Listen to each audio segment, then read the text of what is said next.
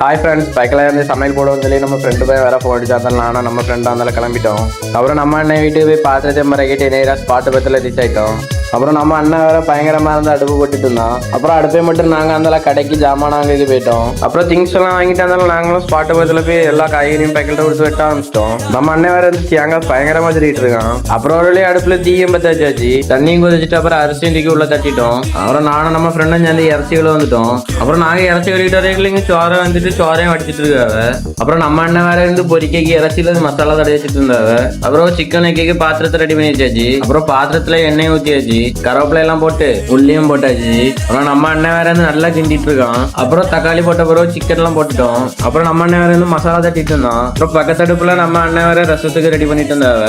அப்புறம் இறச்சி நல்லா வந்துட்டு இருந்தாலும் நாங்களும் அடுப்புல இருந்து இறக்கி கீழே வச்சிட்டோம். அப்புறம் ரசத்துக்கு கடுகு எல்லாம் போட்டு அப்புறம் தக்காளி எல்லாம் போட்டு நல்லா வதக்கி ரசத்தை ரெடி பண்ணிட்டோம். அப்புறம் இலையெல்லாம் வெட்டி பைக்கெல்லாம் ரவுண்டா உட்காந்து சாப்பிட ரெடி ஆயிட்டோம். அதுக்கப்புறம் எல்லாரும் சாப்பிட ஆரம்பிச்சிட்டோம். சாப்பாடு டேஸ்ட் எல்லாம் பக்காவா இருந்து அவ்வளவு சூப்பரா சமைச்சிருக்காங்க நம்ம மாதிரி. அப்புறம் சாப்பிட்டு முடிச்சுட்டு பைக்கெல்லாம் சேர்ந்து சமைச்சா பாத்திரத்தை அவ்வளோத்தையும் குளத்துல வந்து கழுவ போறோம். அப்புறம் இங்க குளத்துக்கு பாத்திரங்கள் வந்த இடத்துல செம்ம பண்ணுதான்.